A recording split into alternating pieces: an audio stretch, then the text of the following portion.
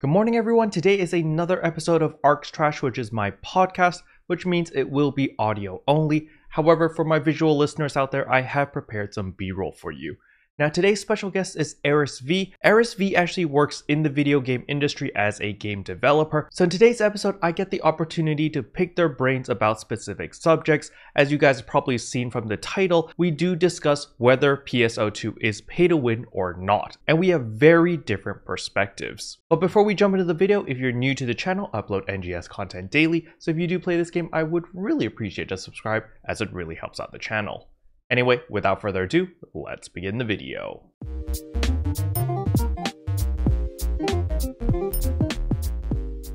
Good morning, everyone. Welcome to another episode of Arks Trash. Today, I have special guest Aris V with me. Aris, would you like to introduce yourself? Greetings, everyone. I am Aris V. Pleasure to be here, Keroppi. You have a YouTube channel, that's how I found you, but what's your history in content creation? Okay, so I have dabbled in the past on Twitch with content creation. Most of my content creation hasn't been too extreme. I attempted to do content creation in Twitch a while ago when Warcraft Classic came out, of all things. That went nowhere and I got sick of it really quick.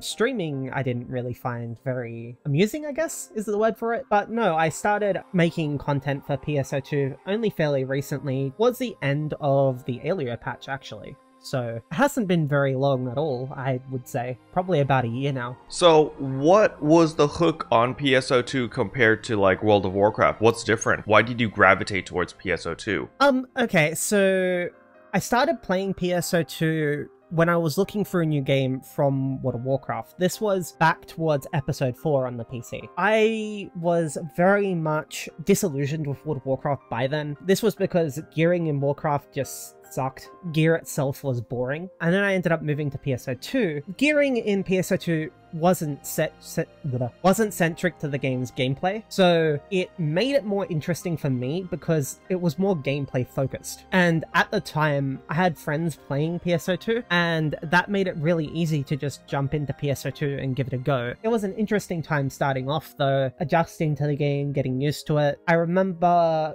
getting to max level, getting a Gix weapon, and immediately trying to solo the endgame urgent quests. So that was an interesting experience for me, as I was very solo-centric after my experience in World of Warcraft, where I was in mythic raids, raiding 20 man, and I just didn't want to deal with people for a while. So how did that turn out, trying to solo everything with a Gix weapon? I had some success, believe it or not. It really just depended on how lucky I was in that gameplay loop. If you know anything about the Gix weapons, because I was playing a range class, so the Gix had the best detriment that it possibly can for the range players. You just can't get hit forehead. And because of that, as long as I didn't get hit, I actually found some success. It's just that that success didn't last too long, if that makes sense. Eventually you need other players to... I see. Okay. That's very interesting, because the way that I saw the base game or PSO2 was, as long as you were good enough, you would be able to clear almost any content available in the game. It's just like, as I said in previous podcasts, I believe the game was very 70% skill, 30% gear, right? As long as you had the skill to back up and the know-how and the mechanics to pull off all the different in-game mechanics and stuff, yeah, you would be able to clear any content. And I feel this core design is something that they brought over to NGS. But of course, they simplified a lot of things compared to the base game, because the base game had very archaic systems that was very frustrating, and they kind of simplified everything into NGS. But what are your thoughts in comparison, since you have played the base game, right? So from the base game to NGS, what are the key differences for you? There are so many key differences between both games, even down to just having less PAs, having less versatility, even to not having the skill discs anymore. There are a lot of differences that I've personally noticed that really make the game become stale really quickly. And it's not even a case of the game itself is boring or anything, no. The game still has and still retains that amazing content loop that it used to. It's just there are so many less barriers to actually doing it that you spend too much time doing it a lot quicker. And from my perspective, I believe, because I've done some research into the release cycle originally of the game, and I believe at the start of PSO2 it was basically exactly the same as it is now in NGS. Barely any skills, barely any content, barely anything to work with, but you still had that complicated augmenting system at the start, which would have supported the game a bit more, I feel. And it wouldn't have been the complex mess that Guardian Soul was that we all experienced either. So it's a really complicated matter when you actually like try to compare the two games, especially when you actually look at the Japanese release cycle versus now NGS. So I want to ask you, with the NGS current release cycle, do you think it's a good thing that we're getting like a new region every 6 months and like we're getting sort of drip-fed content while we're waiting for the next big region? Okay, so the problem with the current release cycle isn't actually the release cycle itself.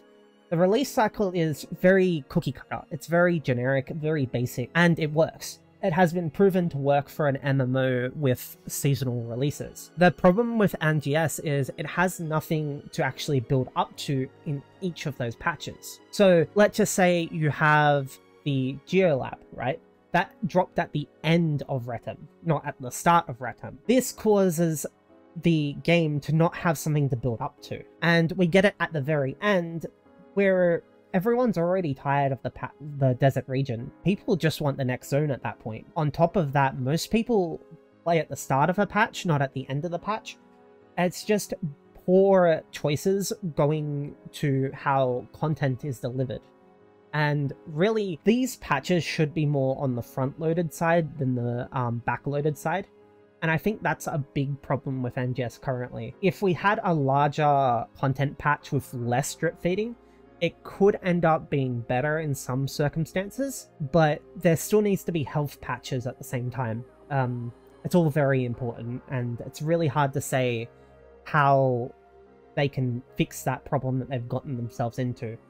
Because at this point, like, hindsight's 2020, right? We can look back at Retem and point out all the problems. That doesn't necessarily mean that we can fix those problems going forward, you know? Okay, I get what you're saying. But, so I'm gonna play devil's advocate over here because, in my opinion, I think they're improving. Because if we looked at the Alio release patch, right? So a year ago at the very beginning, that was horrible. They were like, oh yeah, you know, a new class is quote-unquote new content. You know, oh, we added in Gigantics when it storms. That is quote-unquote new content. That'll keep you busy for another 2-3 months. And like, you know, obviously that didn't keep people around. People were very upset about that. And then they slowly changed it a bit in Retem. When Retem came out, it was a little bit more front-loaded. You know, kept everyone busy for about 3 to 4 days, maybe a week if you're a casual player. But after that, you're like, well, I'm done. And then, you know, there was like 4 or 5 months of just downtime. And then with Kavaris, it was, again, very front-loaded. We had about a week's worth of content to burn through. But once we were done with that, we're just like, oh, there's nothing else to do. But then now they're slowly drip feeding us content again with like the Cannonball Rumble, as well as like, you know, the Dark Falls Rank 2 and all of that stuff to kind of keep us busy doing something. So personally, I think that they are changing, but at a very slow rate. And eventually they will get to the optimal point that you're saying where, you know, everything's a lot more front loaded. However, I need to ask you the question, if they did change everything, like, you know, if we look in hindsight, and let's say that in Retem, they dropped Geo Labs day 1 when Retem came out, and then on a Kavaris update, they dropped Dark Falls Rank 2 on day 1 of the Kavaris update. Like, do you think that would have changed anything? Okay, so for one, I'm gonna, like, say that I actually incredibly agree with you. I do actually believe that they are improving. Though it is, as you said, it's at a very, very slow rate. And that is very evident with the way they're trying to do things, and they're trying to change things, they're trying to adjust things, they're trying to improve it. The thing about the Dark Falls being moved to the start of Kavaris, I do not actually think that Dark Falls Rank 2 is that big of a content insertion, and I don't think that it's strong enough on its own to really push the content cycle. However, Geo Lab, or if you were to say insert the Trainer rank 2 into the start of the patch, would just put the game in a much healthier state, in my opinion. Because they just add something to work towards, and something that doesn't necessarily end immediately. More casual players that don't immediately go in, thumb it out, hit it hard, but still want to get to that end point over time, will then have that over the course of the entire patch, rather than at the start. And the thing about the Geo Lab, the Trainer, is the goalpost for that actually moves every time there's a level up, every time that there's a max level increase. So because of that, they end up being more relevant for longer. But another big problem with it is they don't support any of their old content effectively. And that includes base game. They could do a lot with base game. In fact, they could integrate base game into NGS, and then NGS would have a lot more content to work with, but they don't. And it's the same with Trainer. It took them over a year to finally re-implement a system that made the Trainer still relevant after you do it the first time. Because that first time, you could ultimately freestar it, and then you never have to touch it again unless you're helping an alliance member or a guildmate. So I'm going to throw you a difficult question, and that is, even though you have an end post or an end game or whatever that you want to reach, right? Which is like, you know, in this case, Geo Labs. Let's say that, okay, people finally get to do Geo Labs, they complete it. Why should they do it anymore if the loot is absolutely, you know, subpar? Why should people continue farming it? Yes, and this actually gets to one of the biggest problems in NGS, and that is the rewards in NGS are not worth your time. There is a very, very lackluster reward for investing into the game, and time reward is a very, very important thing to consider, especially as a game designer, because when you're looking at how to make your game rewarding, how much time you invest into to get that reward is actually very key. If you have a lackluster reward, say maybe, I don't know, 100,000 Meseta, and I do actually consider that a lackluster reward for doing Geo Lab. 100,000 Meseta for completing Geo Lab. Okay, go in, 20 minutes, 100,000 Meseta. For some people, that will please them. But for the vast majority of people, that isn't giving them the dopamine hit once they finish the instance, especially once they got it on farm. And reward is very, very important. A lot of people I know of will raise the argument that you may be entitled to a reward, or you have that position where you expect there to be a reward. I'm of the opinion that if there isn't a reward in a certain aspect of a game, then it can be very, very poor to your player base, because it's not that they expect to be rewarded, it's that they expect their time to be respected. And everyone has different values of their time. Like, I'm sure you have a different value of your time to what I do, for example. I have a lot of time on my hands that I can work with and can play around with. Whereas you have work, time is money to you in some circumstance as well. So I think it's just really dependent on your perspective and how you really look at things. I'm not going to beat around the bush. I want to be very direct here and ask you, what do you think would be sufficient as a reward for the current state of Geo Labs? What is good enough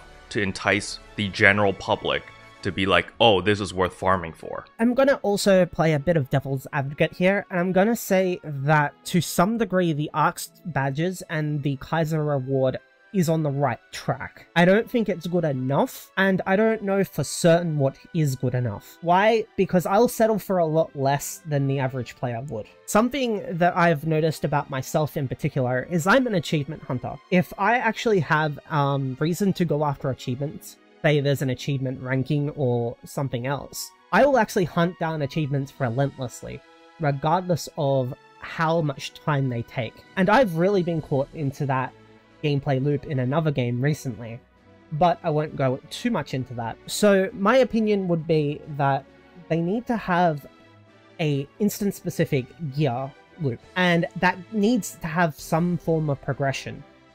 So maybe at the end of the Geo Lab per se, you can drop a material. You can then turn that material into gear, and then you can use that material to further upgrade that gear. And I say further not as a basic thing. So maybe you can get to potential 5, but only increases your effects marginally. And the materials have to be from the Geo Lab. I think that a gameplay loop like that would be better than a lot of what we would have now. Though a lot of people may find that a bit too much, because the Geo Lab in the first place is a very obtuse place to be. And I think that being there can be very hard, and it can be really easy to feel very weak in the Geo Lab as well, because a lot can happen in there, and in some cases you can just be swatted out of the air and have your game end randomly because a rock bear grabbed you in, say, an invulnerability phase and killed you. Like, there is a lot that can happen in the Geo Lab, and I think that you need to be rewarded adequately for what can happen in the Geo Lab. And I don't really know for certain how to actually fix that. The Geo Lab is a very, very rough and very, very hard to tell how to reward it system that is in the game. But I think that they have a lot of options that they can work with that would reward players adequately. I like your idea. I feel like it's on the right track. As a lot of people who listen to my podcast know, I have insane ideas, and I have a crazy idea for this. So, you know how we have our Cuckoo Roseate weapons that was designed specifically for the Geo Labs?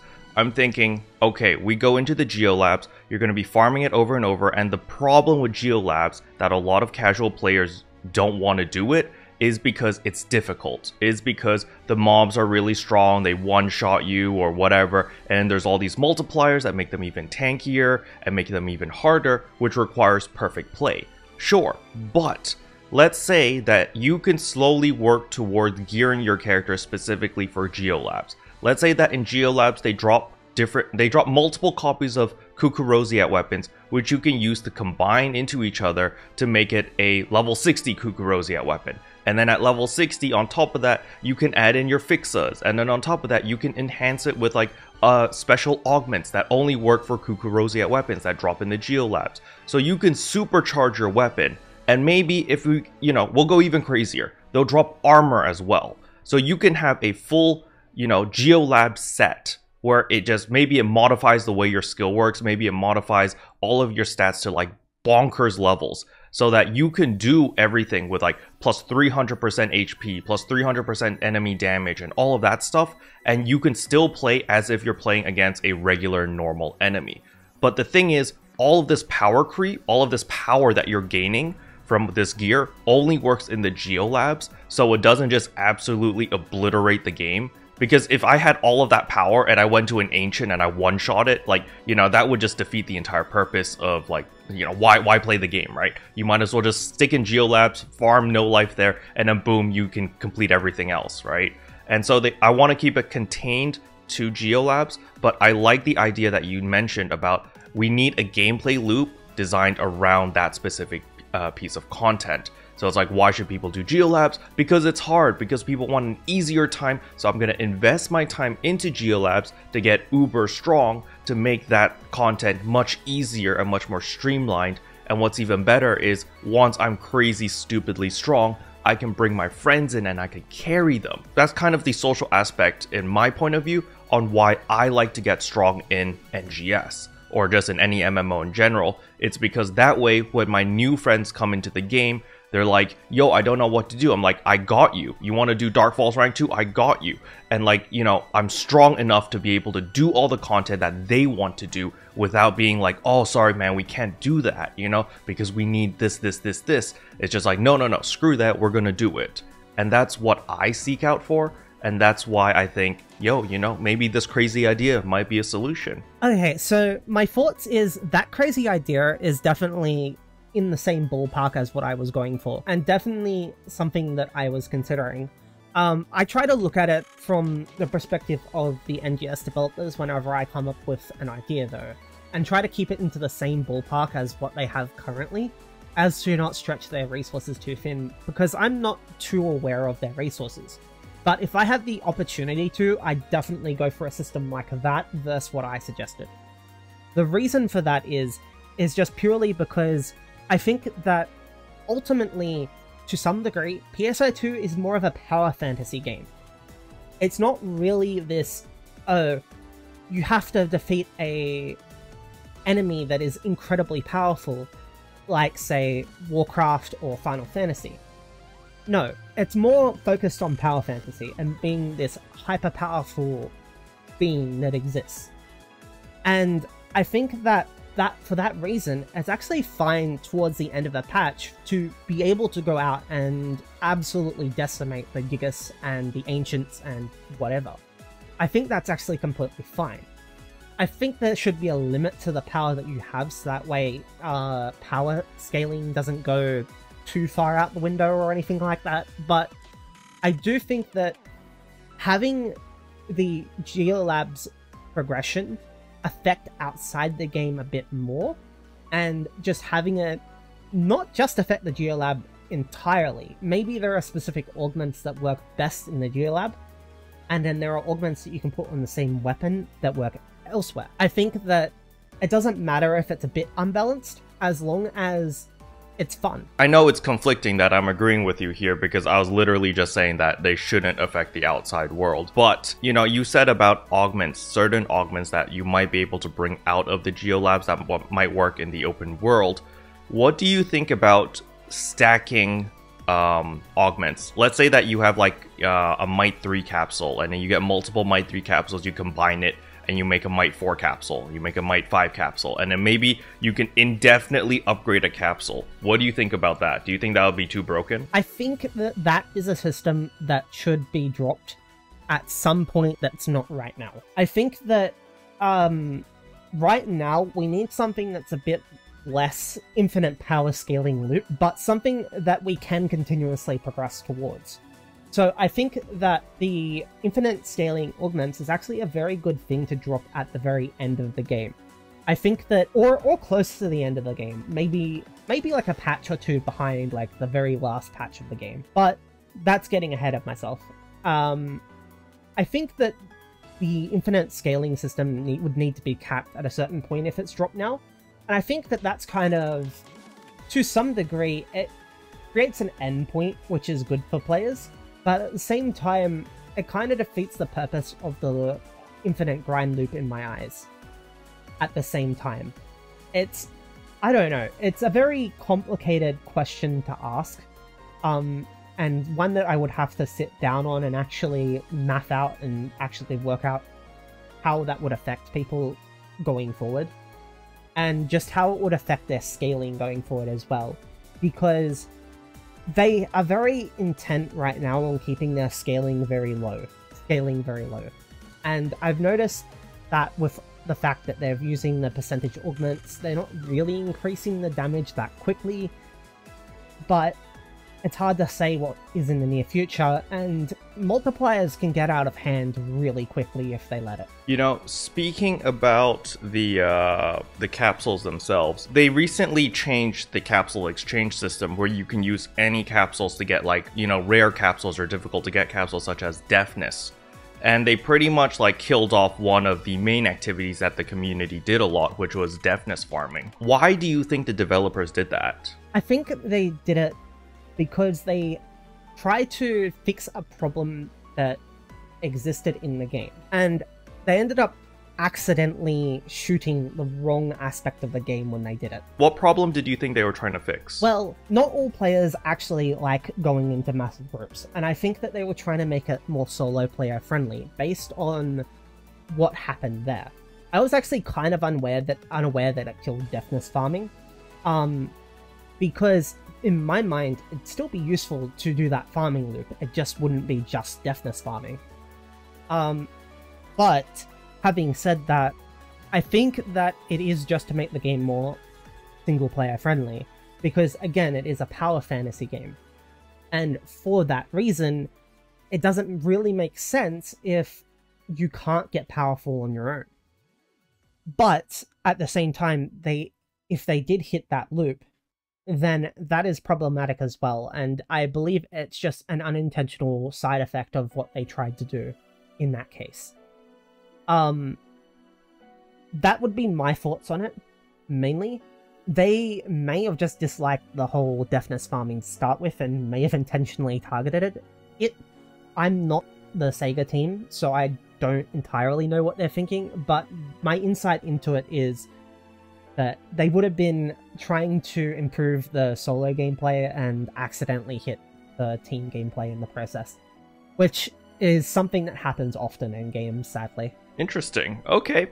I wasn't expecting that point of view. So my perspective is a lot more easier. My perspective is, listen, the casual player doesn't have time to wait until a specific streamer or a specific person organizes a Deftness farm and to farm at that specific hour. Because, you know, as you said earlier, time is money. Some people, they work midnight shift, you know, they work graveyard shift. They come home at like, you know, 4, 7 in the morning or something. And it's like, oh, look, all the gamers are asleep, all the streamers are asleep or whatever. And they can't find a group to play. And so for them, it's like, okay, listen, you know, the game's kind of annoying. I want these capsules, but there's no real way to farm for them. And by simplifying the game, because that's how I feel NGS is, it's a simplification of base game. Because the base game is fun. The main thing that I liked about the base game was the combat. And combat in NGS is still fun. They managed to capture that essence very well. But the augmenting, the enhancing, the upgrading, and all of this stuff was too complicated in the base game. And so they simplified it, they dumbed it down so that it's very easy for the average casual player to understand.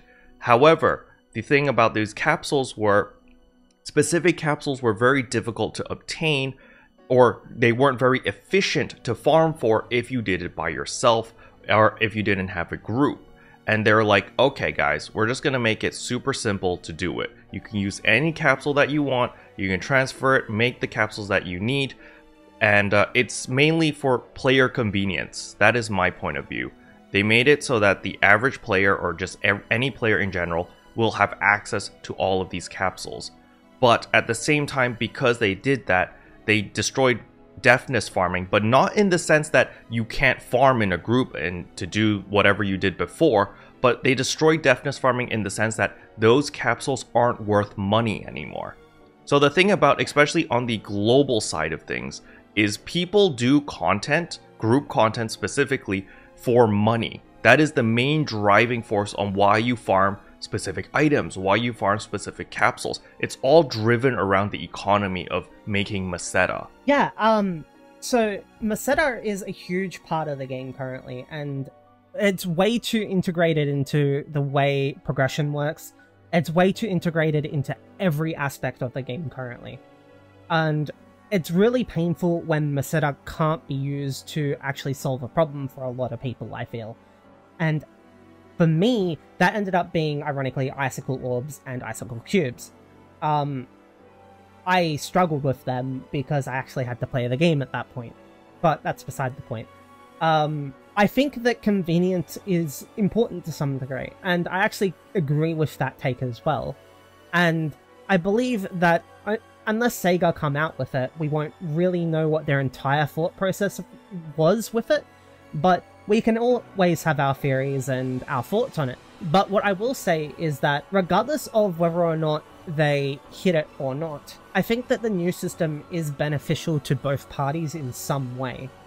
Sure, it kills the Deftness capsule's price value, but having said that, I think that if Meseta is the main way to get those augments in the first place, I think that's a bad system from the get-go. I think that in the case of Meseta and player power should be gotten through actually grinding and actually progressing. Meseta should be there if you have, say, I don't know, if you have Meseta and you want to skip the process. It shouldn't be to make the process faster or be the actual thing that you grind to get the process completed. Meseta should be like that thing that you get passively over time, as opposed to just, oh, I now have to farm Meseta also to get everything that I want. It doesn't work in my opinion, and it makes it hard to really want to grind for anything, because you could always be grinding for Meseta, but you could also be grinding for this, this, and this, and then it gets really confusing for a lot of players, I feel. It gets really confusing because, as well, Meseta is so integral to a lot of problems in the game as well. And I believe that if you were to lessen the effect that Meseta has on the game in the way that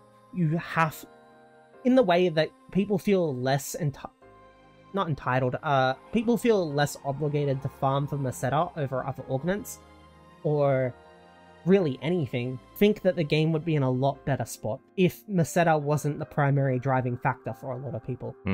Okay, that's an interesting take. I'm not going to disagree or agree with your train of thought, because I know a lot of people who play specifically to make money. That's how they have fun. When they see their Meseta number go up, they're like, 10 million, 50 million, 100 million, 100 million. They're like, oh my god, this is great. And they play the game solely to increase that number because it makes them happy. That's how they have fun.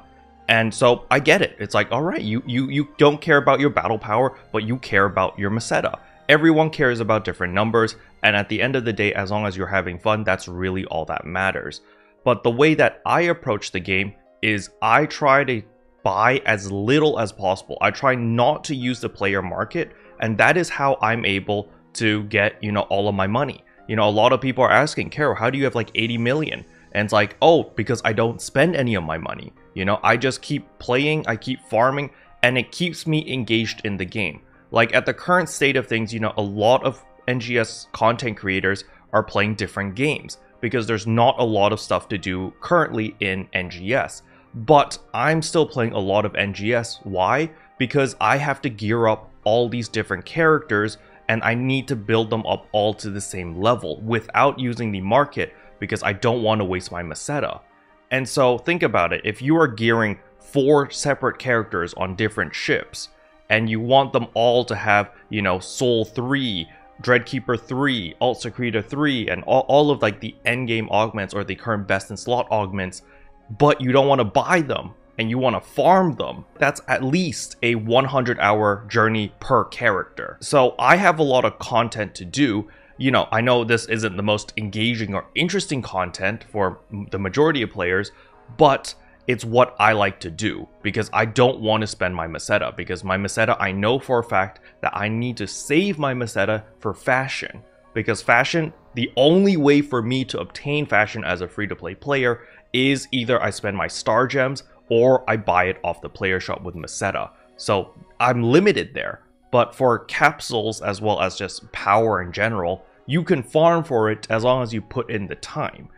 And so for me, I don't have that issue of like everything's revolved around Meseta, because there's only one aspect in my game that does require Meseta, and that is of course just the fashion. And so I have a different perspective.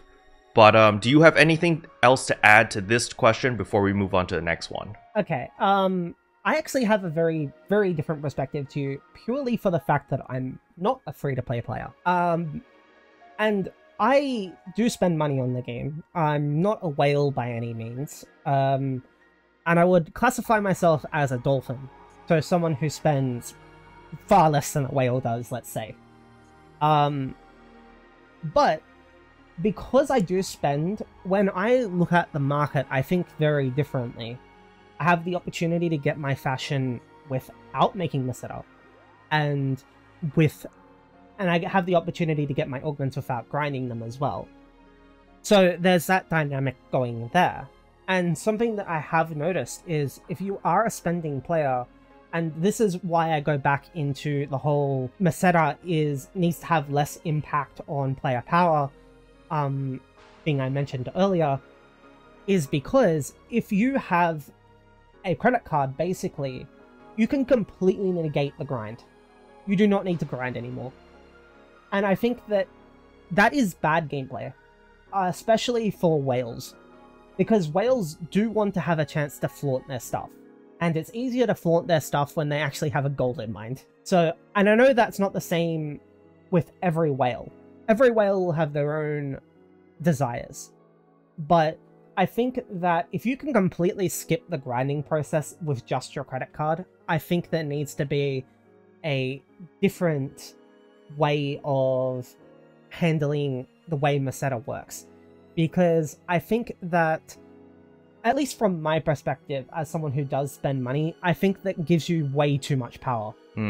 Okay, I think this transitions straight up to the next question, which is, Do you think NGS is pay to win? First, I'm actually going to do the intelligent thing here and define what I regard as pay to win. I regard pay to win not as a single term, but as a spectrum or an umbrella. And I'm going to include things like pay to skip, pay to accelerate, pay to whatever in that umbrella. And at that point, I would say, yeah, I do think that PSO2 is pay to win. And a big part of that is just because you can literally pay to skip the entire grinding process.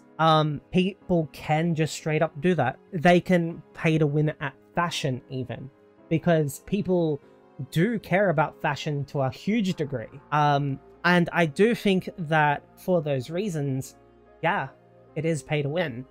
It's just, it might not be as pay to win as, say, another game, a game that has PvP and you actually buy player power, for example.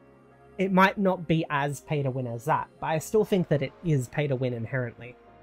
For that reason, you just get way too much buying power. If you're a free-to-play player, you cannot compete with a whale in the market, for example, as well. Market game, for a lot of players that really want to see that Meseta value go up and up and up, if you are a free-to-play player, you cannot compete with whales.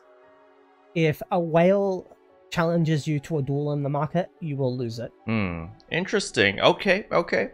So I'm actually, this is my personal opinion as well. I'm in the opposite camp of your spectrum. I think NGS is actually pay to lose. Because, first of all, there's no PvP. So there's nothing to compete with. If I'm playing with a whale, everyone benefits. You know, they get to do more damage, great, they carry the team, whatever, it's perfectly fine. But the thing about NGS is the more money you spend in the game to get all of this power, all of this fashion, all of this whatever, the less content you have to do in the game, which is why I think it's pay to lose. Because like, so I have a couple whale friends as well that drop like, you know, $400 or $500 a month. And they literally just log in, they do the new scratch, they get the new items, they sell, they make a couple $100 million, and then they log off. Because they literally have nothing to do. They go in, they're like, oh, you guys are firing for your Kaisars? I bought a rugged. It's like, oh, okay, good for you. You bought a rugged, you beat the game, now what? And they'll go with me to a combat zone for like 30 minutes, and they'll be like, this is boring, I don't want to do this anymore. I'm like, okay, yeah, that's cool, you know, you do you. But they literally play, I want to say maybe 5 hours a month. Because they just come in, they scratch, they get what they want, they look fabulous, they're happy for about an hour, and then they quit. Because they're like, there's nothing to do in this game, dead game, and they leave. But they come back every time there's a new scratch, because they're addicted to the fashion part of this game. And so, in my opinion, I think the game's actually pay to lose, because if you don't spend money, you have more content to do. Now, of course, this content depends on personal preference, right? For me, I love combat zones. I'm fine with grinding for like 2-3 hours every day. And so for me, it's the long game.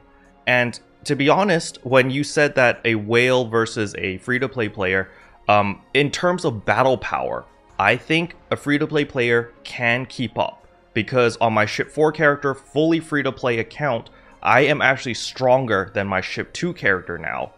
And just from battle power alone. However, I know that you were talking about the market system, and I do agree that if we were to compare just from market value and just from raw Meseta, yes, if you are a whale, there's no way a free-to-play player can keep up with you in raw Meseta, because, well, you know, you just snap your fingers and materialize Meseta out of thin air, versus a free-to-play where you have to wait every month for that 3-day shot pass, and you need to hold on to that and like actually read the market and hoard up supplies on like what people actually want at the time, and then sell at that golden window, right? That's all you have. You're a sniper, you've got one shot, versus a whale, which is a heavy machine gun and just mows everything down. So I do understand your point of view, but I still disagree. You know, I'm still in the, I think NGS is pay to lose. Do you have a rebuttal for that? I don't actually have a rebuttal for that. I just think that pay to lose and pay to skip are the same thing. That is my opinion on that. Pay to skip is what's going on in the game, at least from my perspective. I don't really consider it losing purely because those whales are getting their dopamine hits still. they are getting what they spent for. It just, from our perspective, doesn't seem that way. And I look at it this way. They're playing for what they want to play for. They're spending so much money for what they want to play for. That's on them, really. They're paying to skip the game, which isn't ideal, to be honest. And I don't think that they should be able to play to skip the game. Having said that, would they enjoy the content that they have available to them if they didn't skip the content? Because they're saying that it's boring, even with that high-level equipment. Would they still consider it boring if they're getting absolutely destroyed by the mob they're fighting because they don't have the gear? Or because they're trying to learn the fight? It's a big dilemma, and I think that if there is that point where you can skip the entire game by spending, I think that something needs to be done. And either that is fix the Meseta loop, that way you can't skip the game by spending, or make it so that way the endgame starts at the highest level gear, not ends at it. Interesting perspective. So I think that they shouldn't change anything. I think it's fine the way it is. You know, if you want to pay to skip, you can do so. If you want to play the game, you can do so. It gives the best of both worlds, right? It gives options.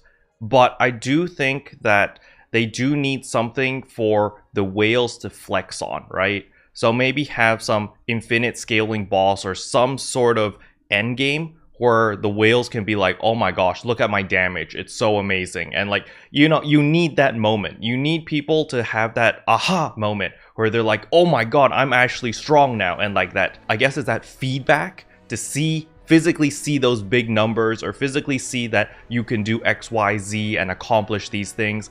And players need that feedback to just be like, yes, I have made it, I am strong now. So, you know, battle power is an indicator, but battle power that's not enough feedback. You just see a little number, you're like, oh wow, I'm this strong now. You actually need the, you know, when you're fighting a mob, when you're doing something, and maybe you steal aggro and you hold aggro the entire fight or something. You need some sort of visual indicator to be like, oh wow, I'm actually strong now. I'll just add to that battle power comment. Battle power is a complete lie. Regardless of how strong you think you are, battle power is not a good representation of it at all. There are way more factors that go into how well you do a boss fight than just battle power. And battle power is just a poor representation of your actual total power to start with. For example, all the Addy augments are the same battle power. And then you have Alt Secreta, which is 5 battle power, versus, say, Def Precision, which is either 8 or 10, I can't remember which. It's just a weird place for these augments to be in, when combat power-wise, say, Def Precision and Alt Secreta 3, they're even in offensive power. But because the Alt Secreta has the defense detriment, it's worth less BP.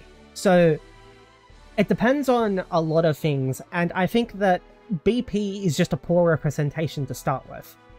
And I do think and do agree that we need something at the endgame that actually challenges people who are uber geared. I was saying this about Dark Souls Rank 2, for example. It isn't tuned for 7-star weapons, it's tuned for 6-star.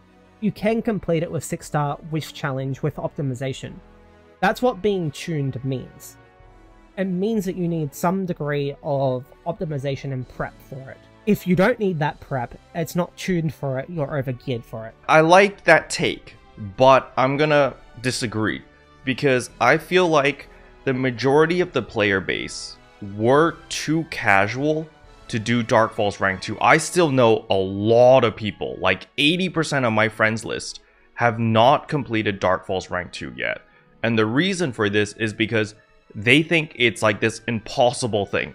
They go in and they're like, oh my god, I can only die 5 times. They're freaking out. Even though they've seen the fight over and over and over again, they keep dying.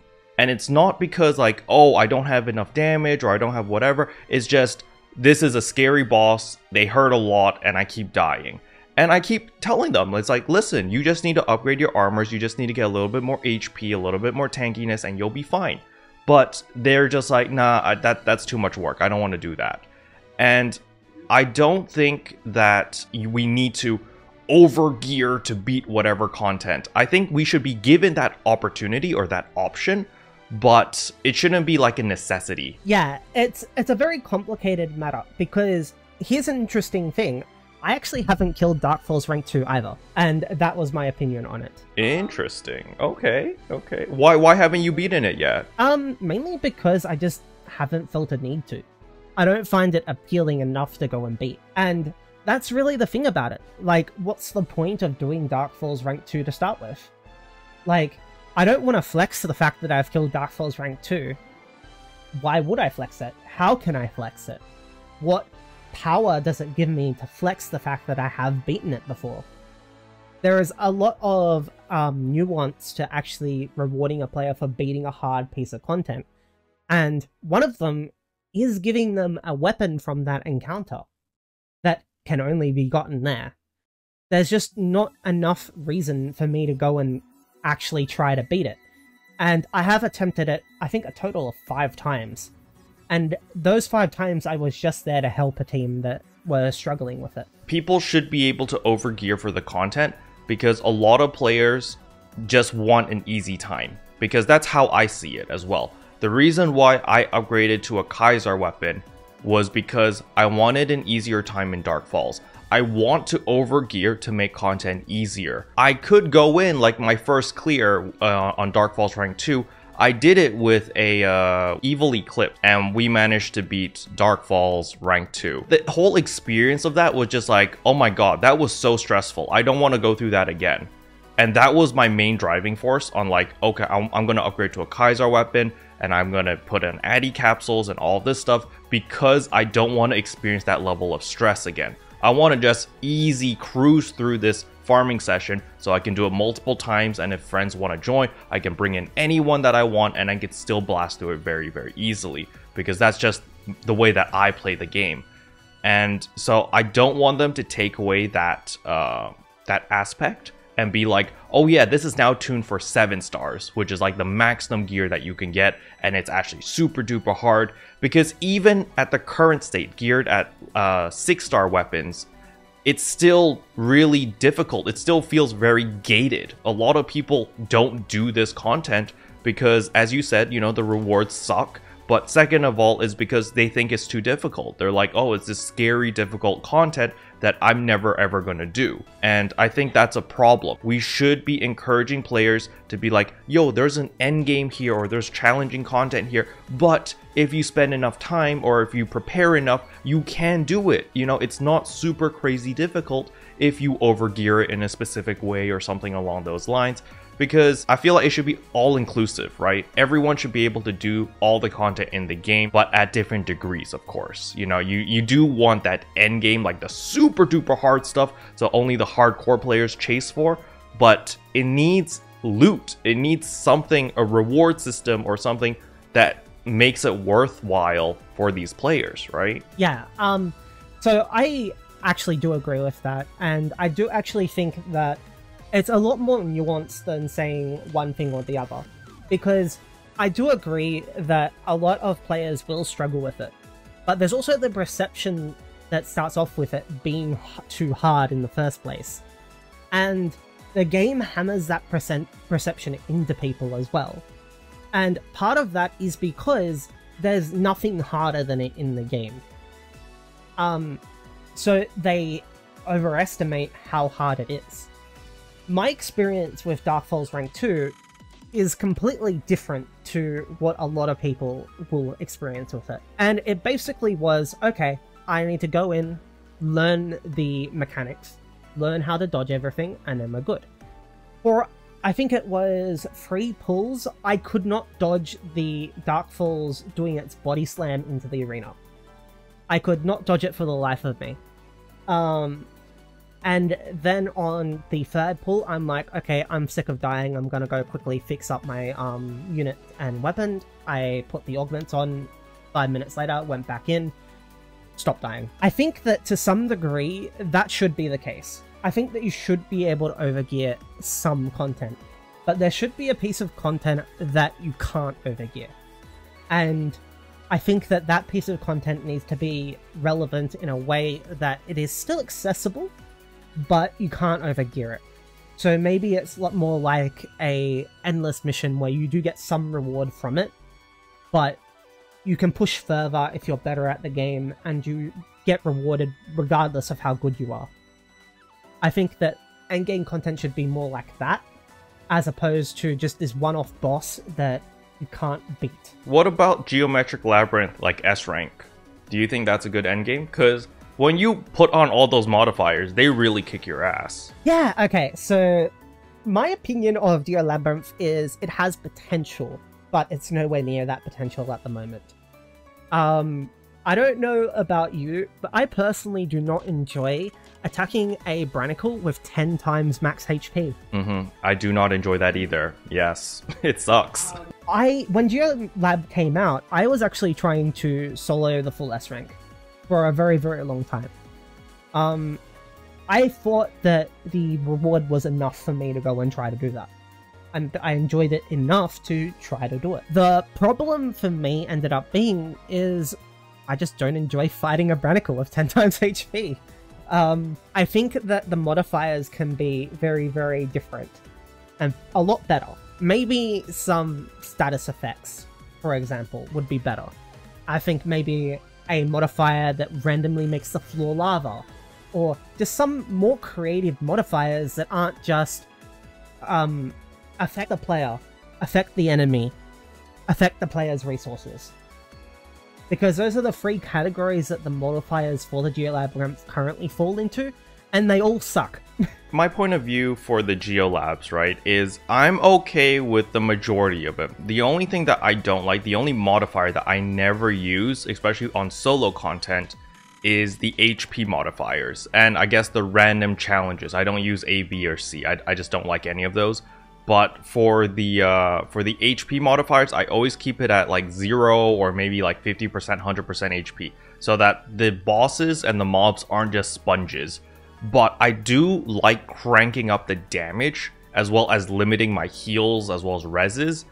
And I always use that. Whenever I do a solo run, it's always cranked all the way up. 300% more damage taken. I can only heal once because it consumes 6 of my flowers. And I only have a maximum of 6 flowers anyway, and I can only res once. And those are my go-to modifiers. I think it's like 1 million or 1.1 million points per run if it's a perfect run.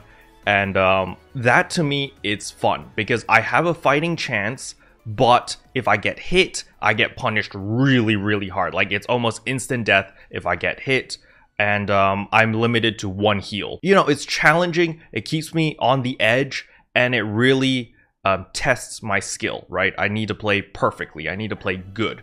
But it's not like, oh, I'm beating up this Barnacle or whatever, or Brancle, sorry, for like freaking 10,000 years because he's got like 10 billion HP. So, you know, I don't need to deal with that. And that to me is okay. But I know a lot of people aren't okay with that. They're like, dude, getting one shot's not fun. And I get it, you know? Getting one shot isn't fun. So I don't really know the balance. What do you think would be like something that would make this worthwhile? First off, Barnacle is very accurate for Branicle. And also, I want to say that it varies. I think that there can be a balance of damage to HP. Because you mentioned how you do your run, and I actually take a different angle on this as well. I put all the modifiers on, except for the one that reduces my health, and except for the one that makes enemies become malevolent. And a big reason for that is that's how you get the interaction where you have a Branicle with 10 times HP. I don't like the fact that I can randomly have an enemy that immediately ends my run, because I do not have the hand endurance to fight a Branicle that has 10 times HP for that long. I do not have the strength in my hand to do that. I will get tired, I will fatigue, and I will die. And knowing that limit of mine is why I don't run that. I think that getting one shot needs to be earned. I don't think that any enemy should be able to one-shot you. If, for example, you're on floor 4 and you get one shot by a Teemos that you usually ignore, then I think that that feels like an unearned death. And I don't think that feels particularly good. So I think that enemies shouldn't be able to one-shot you, regardless of the amount of damage that they do. I think they should be able to reduce you to 1 health once per floor. That way you have some insurance, but not too much. On top of that, I think that increasing the enemy health is fine, to some degree. But to the degree that it is, especially with Malevolent, is just a straight up no. Because what Malevolent does to enemies is absolutely scary, and it does it in a very, very awful way in my opinion as well. I think that reducing player damage is a very awful way of actually making enemies take longer to kill. For me, I think a lot more players enjoy having bigger numbers than smaller numbers, especially with their attacks. And reducing their numbers makes fighting things feel even worse, especially when they're a health sponge that essentially have 10 times HP, as I keep harping on. I think that there should be less static modifiers like plus damage, plus attack, and I think they just need to be more interesting. Like, as I said, floor is lava, for example. Imagine having to not be able to be on the floor for like a second. You have to jump up every so often, so you have to fight airborne most of the time. It's a disadvantage in a way that can be fun. It can also be annoying, but it's a better modifier in my opinion because you can play around it. But whereas high health and attack, you can't really play around. Which is why I think targeting the rester and the resources of the player, that's a lot better. You can play around that, but those two modifiers are really difficult to play around on their own. And I think that there needs to be something that adds an element of playability to it. Maybe they have more health, but they get a weak point, for example, where they take 4 times damage. Something that just makes it more... what's the word? Something that makes it more fair. I like your idea, but in a different twist. So my twist is, let's say that there's a modifier, which is a double-edged sword. So let's say that there's one that applies weak bullet to all the enemies on the field, right? You might go into a room and boom, all the enemies have a weak bullet on, or a blight round, sorry. But on the flip side, there is a chance that the blight round might be applied on you instead of the enemies.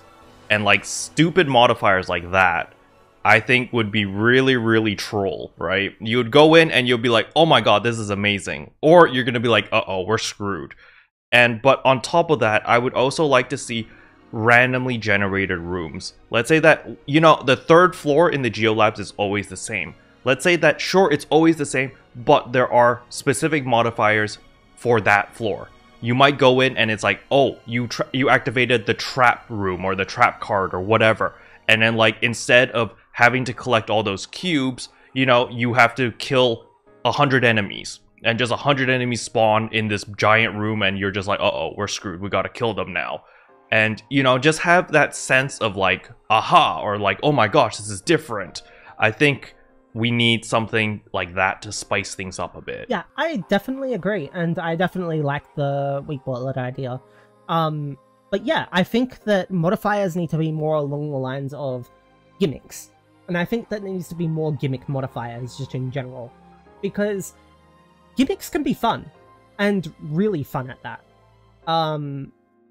Maybe not all of them will be fun, but some people will probably really vibe with them. And I think that gimmicks just make it more fun to progress through, because you're also in Geo Lab for a very long time, if you think about it. It's at least like a 15-20 minute thing for most people. That is too much for a lot of people. And I know with my past hand injury that I probably will struggle to constantly farm it at a higher level. So I would definitely prefer to have something more gimmicky that means that I can maybe take a break from the actual like constant combat that I need to do and maybe just readjust my position or something. Something that breaks up the monotony can really help a lot of players progress through content. It can also get them completely totaled when they're not expecting it, but I think that to some degree there needs to be a learning curve there, and I think that's a fair enough learning curve. Oh, I died to the floor is lava. Okay, let's figure out how to counter that. And I use the floor is lava as a really good example because everyone can visualize it. It's very easy to think about and work with. And it's just a very simple modifier, really. So I think that having mechanics that you can actually play around and having them, in a way, have mistakes that you can make that you need to learn is a better way of dealing with it than having to learn every enemy in the game because they can all one-shot you. We have to cut things a little bit short now because we are running out of time and I still have a couple more questions to ask. Yeah. So the next question I want to ask you is, of course, with the PS4 players coming into NGS at the end of the month, do you have any tips for them? I would say they want to start on the larger ships. I'm not too sure which ship is the largest at the moment. I believe it's ship 2. I could be wrong on that because I only play on ship 2. You might have a better insight into that playing on multiple ships, as you have mentioned before. But I do think it's ship 2 that you should start on. And my biggest advice is just to not stress over the endgame weapons too much. Progress through them on your own time. Don't wail and skip the content. Unless you're into that, of course. And yeah, just play the game like you would any other game, really. Play at your own pace and try to enjoy the game the best you can. I think those are solid tips. Yes, ship 2 is currently the biggest ship, followed by ship 1, ship 3, and then ship 4. That is the ranking by population. However, each ship does have its own unique communities / personalities. So that is something to keep note of. I will be covering this in a future video, so stay tuned for that. But as you said, you know, I feel like the most important thing is to have fun, because NGS is a casual game, but in its core, if you boil it down, it is a casual game. Sure, it's an MMO, but at the end of the day, you don't need to grind for the best and slot things. You don't need to grind for everything that's like max out everything to do the content available in the game. As we were talking about Dark Falls Rank 2, you can do it with 6-star rarity weapons, and that's like the super easy accessible weapons that anyone can get very, very easily. The 7-star rarity weapons are the more, you know, those are the premium weapons, those are the end game stuff, and it's a little bit harder to get to those. And there's, you know, there's time gating, time sinks, blah, blah, blah, in order to get that, which is really annoying. But you don't need to get that in order to just do Dark Falls or do the hardest content in the game. You'll be perfectly fine with a 6-star rarity weapon or with like the tier below the maxed out gear. You'll be fine with it. So don't stress out over that. And yeah, that's pretty much it for my advice. The next question I have for you, Aris, is what do you feel about the current state of NGS? And if there's anything that you're unhappy about, how would you change it? Let's say you were part of the development team. What exactly would you change to make it better in your personal opinion? Okay, I'm actually going to go for the story here, mainly because we're short on time. I have a lot of things that I would like to change about the game.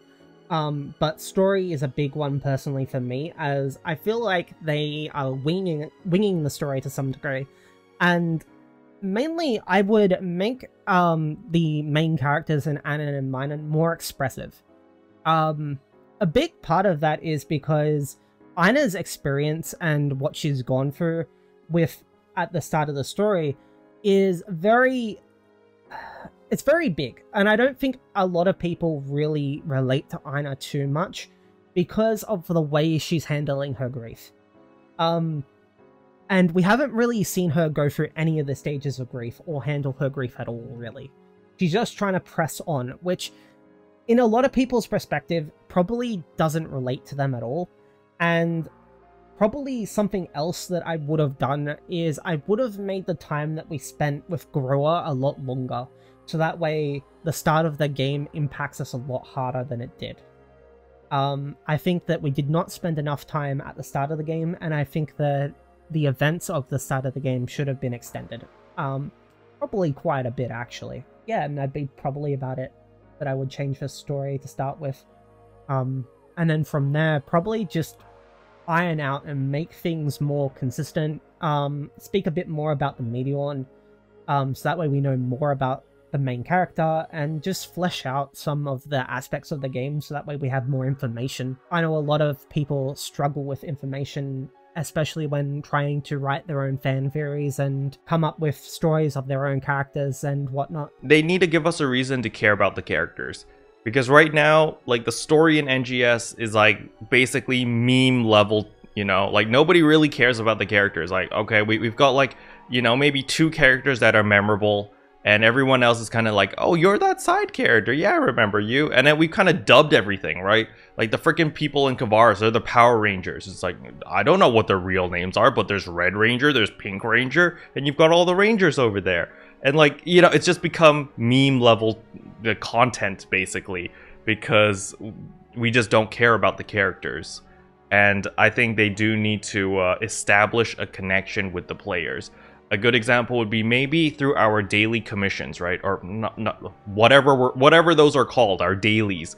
Instead of just the same 5 tasks every day, maybe add an extra 1 or 2 where it's like, oh, you get to hang out with Manon, or you got to hang out with Aina, and you got to do something together with them. Like, you know, it doesn't have to be anything crazy, but have like a snippet of information there, that, or a dialogue or something, that you learn more about the characters as you're going on. You know, maybe that way I guess it's another way to quote unquote drip feed content, right? So every day you got a special daily with Manon or with Aina or with whatever, and you're just like, oh, I didn't know that about them. And maybe they progress as you go through your chain of dailies. Maybe a month later, they upgrade their weapon. And they're like, oh my god, they've got a good weapon now, holy cow. And then they talk about, oh yeah, thank you, Meteorin, for farming all this stuff with me. Now I've managed to get enough Blizzardium to make a Kaiser weapon or something. And then, you know, have those inside jokes that the PSO2 Kami has, right? The PSO2 Kami was such a successful comic series was because it resonated. It was on the same wavelength as the player base. We understood all the jokes that were in the comic because it was just like, oh, we've been through those situations. Have that level of connection with the characters so we can be like, oh yeah, you NPCs went through the same pain as us, farming those stupid Blizzardium crystals, farming this and that, you know? Then you have that connection, yeah, that right? connection to the characters is very important, and we just don't have it right now. Although I personally actually remember all the names of the NPCs somehow, probably because I did do lore videos on them, but I do know that I do joke about forgetting the names of Canon and Nia a lot, so yeah, it's very easy to forget them, and I do think that having some type of maybe reputation system with them would be really good. To progress with them, like there was in base game, actually. And also just having them as NPC friends that can go out into the field. Like, they added that finally back to the game, and instead of getting random Aina, random Manon, random Doza, we get 7 random casts. There feels like a huge disconnect from the world and the characters and the story, and I feel like it needs to be fixed in some way. Part of that is just probably actually writing the game's story ahead of time, I feel, because I feel like a lot of it is just winged. And a good example of that is just how the story has been progressing, though I do feel like though it is pretty obvious, I do mean, that the recent story additions that we got were meant to be in the game at launch. I would like to see like a relationship type of bar or meter or something where if you did, like, let's say that you paired up with Manon or with any of, like, the main characters in, like, in a grind zone, for example. Other than just grinding for experience and Meseta and Glute, like, you fill up this relationship meter or something, and then when it fills up, each NPC gives you, like, a specific accessory, for example, or a cosmetic good. So that you can be like, oh, wow, I really want that bracelet, or, oh, I really want this aura, or this cape, or this whatever. Then you can farm with a specific NPC in order to build up that stat, in order to get, you know, free cosmetics, basically. I think that would also make a connection and make people care a little bit more about the NPCs. Because right now, I think, like, the only NPCs that I know is, like, Leah May and Ronaldine. I only know these 2 NPCs because I know Relentless Training and Leah May's EXP, and that's literally the only reasons I know them. I'm just like, okay, great. I think that the story is improving, though, overall. which is a godsend, especially because the Power Rangers stories were a cut above what we got previously. They're not perfect by any means, but they flowed a lot better, and I would rate them a lot more highly than I would the previous story content. That said, I do definitely think that a relationship system or reputation system or whatever you want to call it is really desperately needed in NGS, especially because Anna and Mina, I got the names wrong again, didn't I? Aina and Manon are so key to the story, and they really need more fleshing out. Like, they're your medium's party, and you know next to nothing about either of them. Alright, we are out of time though, so we have to wrap things up. So I'm gonna hand the floor over to Aris over here, and then, you know, shout outs, plugs, socials, where can people find you, all of that stuff. The floor is yours. Go. Yeah, okay, so I'll start by saying you can find me on my YouTube channel, RSV. I haven't done content in a while, but I should be getting back onto the content train again soon for NGS. In fact, I should have a video coming out today. Otherwise, I do have a Discord, and I am on Twitter, again, RSV, and I guess I'll see you next time. Perfect. So all of Aris V's socials will be in the description below, so please make sure to give them a follow, a like, all that jazz. Special thanks to all the members for supporting the channel. It really means a lot to me. Thank you again. And that concludes this week's episode of Arks Trash. Hopefully you guys enjoyed it. If you did, I would appreciate a like and a subscribe, and I'll see you guys in tomorrow's video. Bye! What can I say except you're welcome for the heals, the boosts, the rest.